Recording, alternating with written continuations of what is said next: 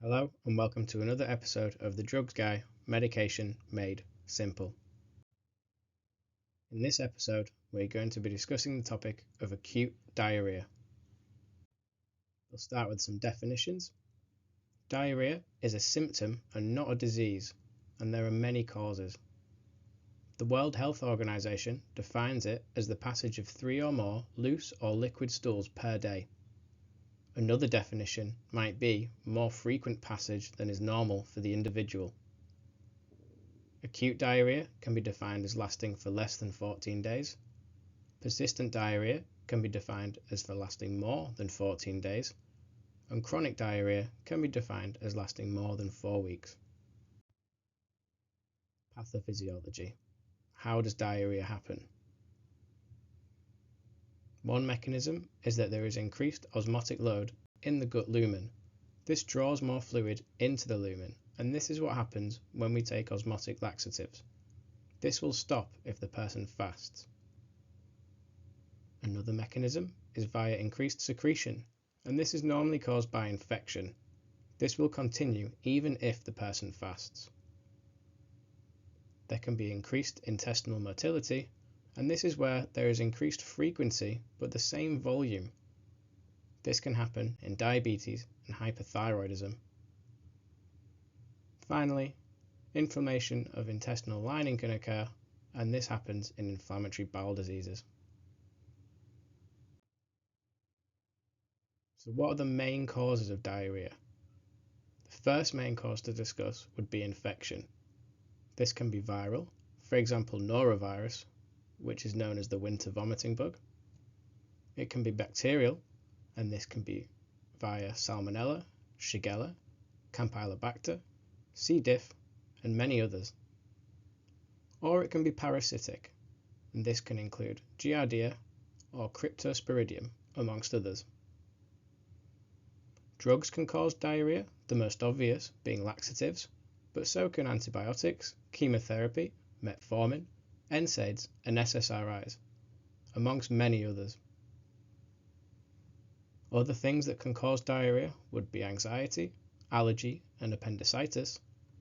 And then we have the chronic causes, such as IBD, IBS, or malignancy. What are some red flags to look out for?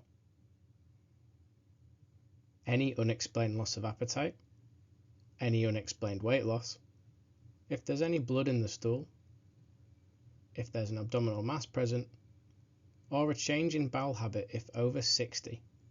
All of these are red flag symptoms and would require referral. How we manage diarrhea depends on the cause.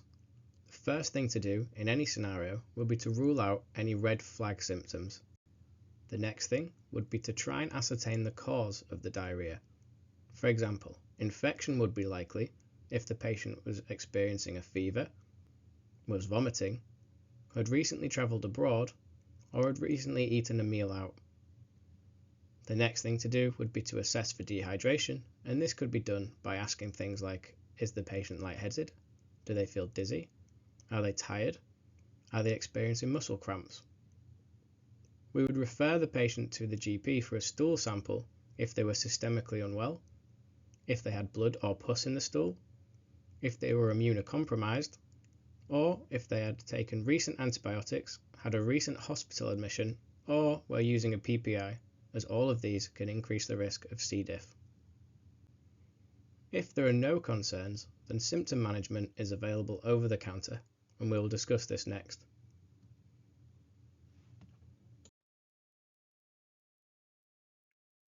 Oral rehydration salts are available over the counter, and an example would be Dioralyte.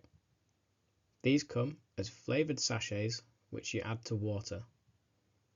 They are a combination of electrolytes that stimulate water and electrolyte absorption from the GI tract, therefore reversing dehydration.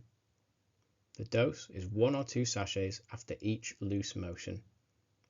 They're quite high in sodium and potassium, so that's important to note on those on a low sodium or potassium diet, and it's important to note that they should only be mixed with water, nothing else. There's minimum side effects and minimum interactions.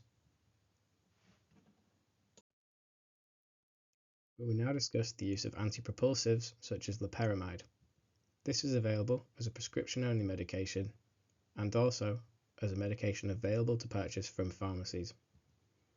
It comes as a tablet, a capsule, an orodispersible tablet, or as an oral solution. It is a mu-opioid agonist at the intestinal muscle, and so it inhibits gut motility and reduces gastrointestinal secretions. It has an abuse potential, which I'll discuss later. Naloxone can be used as an antidote, and it's not for use in active ulcerative colitis. The main side effect associated with it is GI disorders. It has minimum interactions, and when it's available for purchase over the counter, it is only for people over the age of 12, for short-term use only, and when used for IBS-associated diarrhea, it's for over 18s only. There has been an increase in abuse cases of loperamide recently, and the MHRA have written a report on cardiac adverse reactions associated with high doses of loperamide. At therapeutic doses, loperamide cannot cross the blood-brain barrier, however at high doses it can. It acts as a mu-opioid agonist, as discussed before, and so it would have similar effects to other opioids, for example morphine, if it could cross the blood-brain barrier. It's easily accessible and is pretty cheap, further raising abuse potential. Abusers use it to alleviate opioid withdrawal, and it has been known as a poor man's methadone, and it's also used for its euphoric effects. Loperamide can also be used off-label to maintain stoma output, fistula output, and in short bowel syndrome. High-dose loperamide is often used to manage stoma output. These individuals often have a faster bowel transit and so reduced loperamide absorption, therefore they need higher doses of the drug.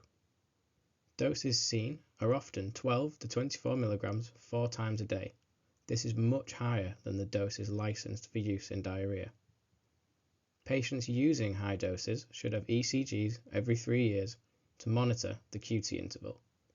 This is something that is seen relatively often. Thanks for watching. Please like and subscribe for more videos.